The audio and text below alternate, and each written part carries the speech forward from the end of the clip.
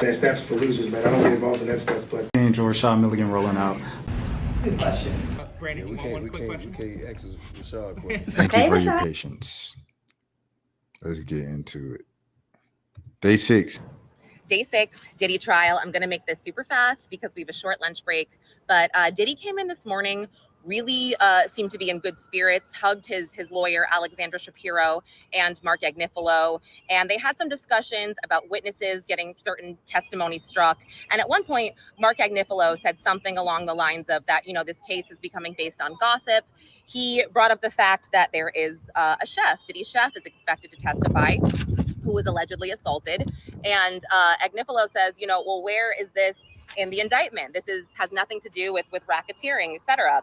And the government came back and said, look, the chef is a victim of forced labor. And there was a lot of discussion around this, but I want to give you one little piece of that before we go to Dawn Richard finishing her direct examination. Now, I'm going to make this kind of general, but Dawn Richard, she testified about the Cassie Skillet incident with Diddy. And she said that after she witnessed this, that both Diddy and Harve Pierre, they kind of threatened her at 2 different times. And one of the last things Diddy had said to her, according to Dawn Richard, was, if you tell, people go missing. And during the cross-examination, which was done by Diddy's female attorney, Nicole Westmoreland, and I thought she was effective, but she was a little nervous seeming at first. That's just my opinion. She forgot to say objection, but I mean, again, that's just why I kind of thought she was nervous. But she pointed out that about 7 of Dawn Richard's prior conversations with the government, she left that part out, the whole people go missing part. And Dawn Richard would get this transcript. She would look at it and be like, I mean, I don't know, like there was a note taker there, but I don't know why that I didn't say it.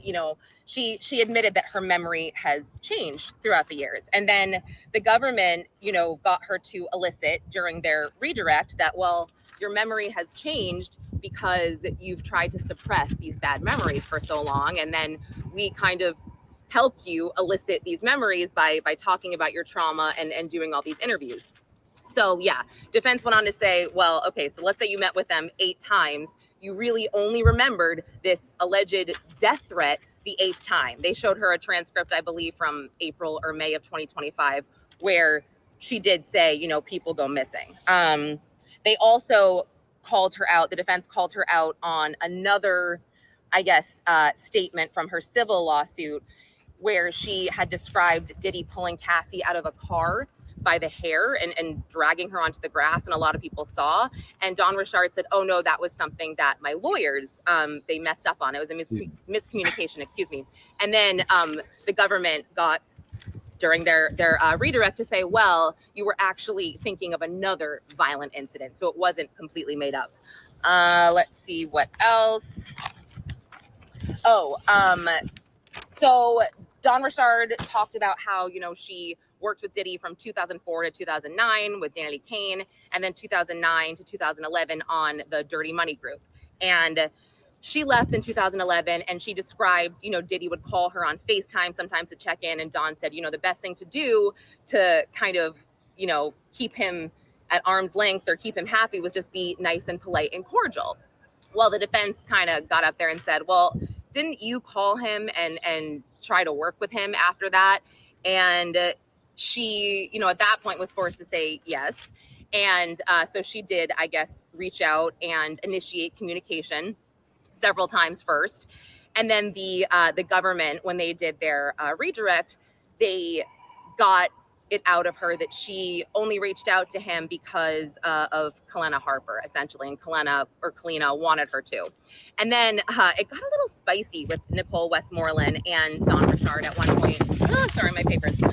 Because she said something like, you were very successful when you were with Sean Combs, Danny Kane, Dirty Money, and talking about how she sold all these albums.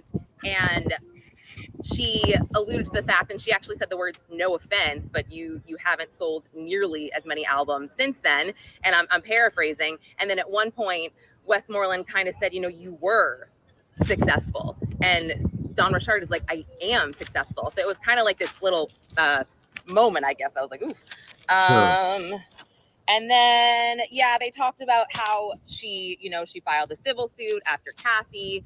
And I was a little surprised that Dawn Richard didn't really seem to know much about her civil suit, what her attorneys wrote in it. She really seemed to not, I don't want to say she was elusive, because she really seemed to genuinely not know. I want to make sure I didn't. Like you weren't Oh my prepared. gosh, I'm almost forgetting. A crazy celebrity name was dropped today. Oh my gosh, I can't believe. There's so many notes I almost forgot. Usher. Dawn Richard said that Usher witnessed Diddy punch Cassie in the stomach at a dinner in LA. And there was another Jimmy Ovine was mentioned. And I think there was a Neil something. I didn't quite get this, so maybe look out for that name. But Dawn Richard said that they were at this dinner in LA, and this is who was in attendance. And Diddy punched Cassie in the stomach, and then she left, and she was like embarrassed. And then he kind of like choked her or something on the way home. But yeah, she said Usher was there. So I'm assuming Usher saw this. We don't know if Usher saw it with his own eyes, but he was at this dinner. And the government also made a point after all of these questions. The government would say something or about the violence or whatever. The government would say, well, who of Diddy's employees were there? They would always want to know which employees were there, if any. And there always was a bodyguard, assistant, whatever, present. She also testified about this drug dealer named One Stop, who would sell Plan B and birth control and come to the studio. And she also corroborated Diddy's LV med bag that he kept his drugs in. And she testified that Diddy wore a gun in his back pocket, and that scared her. Then the defense came up and said, how many times did you see this gun? Basically insinuating that, you worked with him for over a decade. You only really saw this gun 2 or 3 occasions that she testified. And then they said, did you see him take it out? Did you see him wave it around? Did he threaten you with it? And she said no. Defense ended their cross, or their recross, I should say, just by asking Dawn what she wanted out of the civil suit. And Dawn, she would say, she wants justice. She wants to be compensated for the work she did with Diddy. And they'd be like, okay, so you want money? And then she was like, yes. Like, I think she was like, done, I'm done. And then we saw the start of Carrie Morgan's testimony. Carrie Morgan is Cassie's friend, her former best friend, a model. They were friends from 2001 to 2018. And this is the friend that Diddy allegedly hit over the head with a wooden hammer. Oh my gosh, I have to hurry up.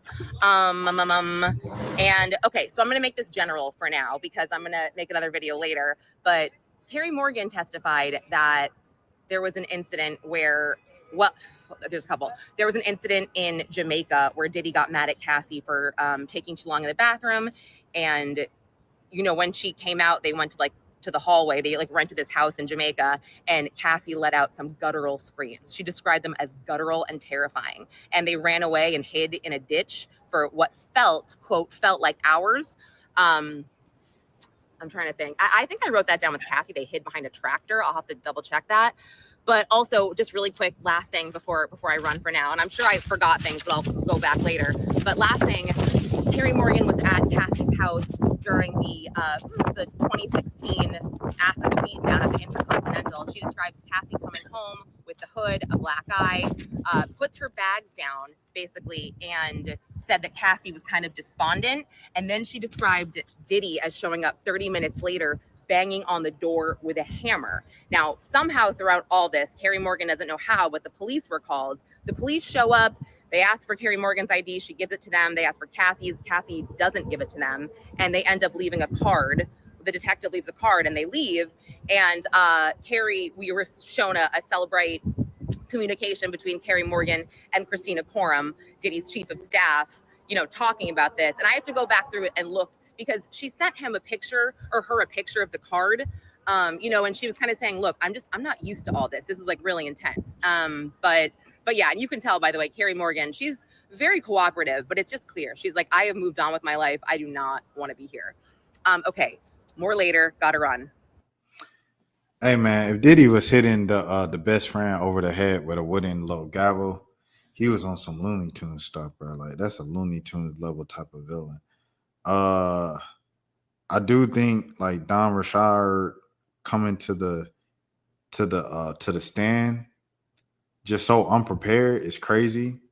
I do think it's a bit unprofessional. It's did you legit forget everything, or are you scared about Diddy saying, I got people that get you gone. They go disappearing if you say something about me.